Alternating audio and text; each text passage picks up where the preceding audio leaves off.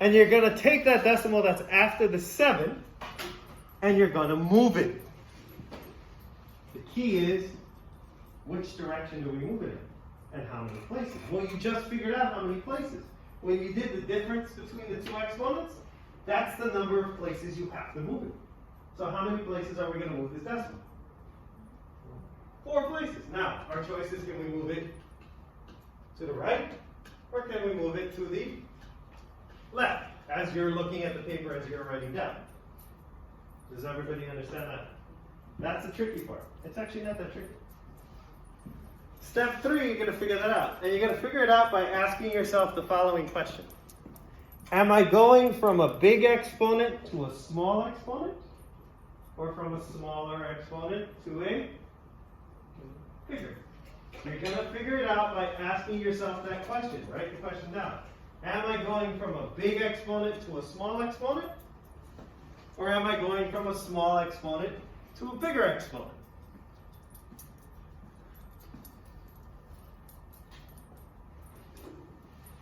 You must ask yourself that question.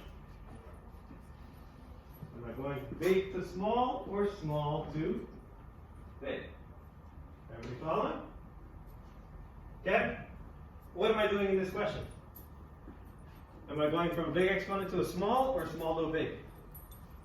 Come on, this is not hard. 3 to negative 1, what am I doing? Big to small. Big to small, yes? What's the first word that just came out of your mouth when you asked that question? I answered that question. What's the word that came out of your mouth first? I asked you, is it going from big to small or small to big? And you said?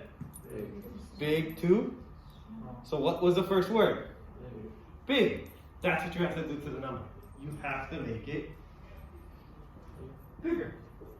Whatever the first word to come out of your mouth when you answer that question, that's what you have to do to the number.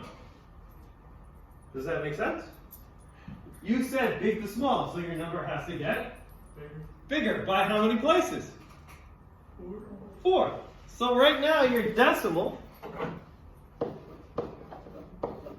is there. Yes? How do we make that number bigger? Do we go to the right? Or do we go to the left?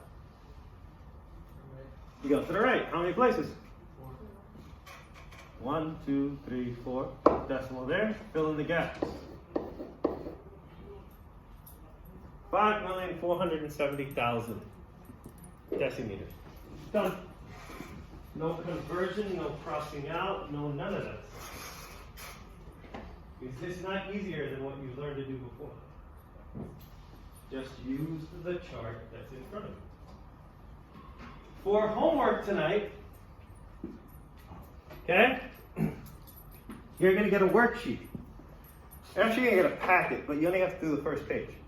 The first page has got a chart where you have to do a bunch of conversions. Okay? Homework will pop up on your Google Classroom in about 3 minutes. Okay? It's due tomorrow at 8:25. So make sure that you do it. But what we can do is we can do a couple of practice ones right now for the next couple of minutes.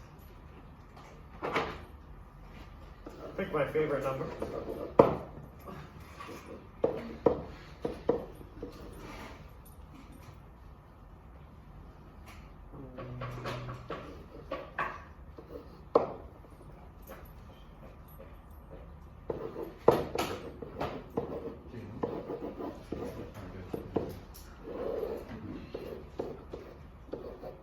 Do these two.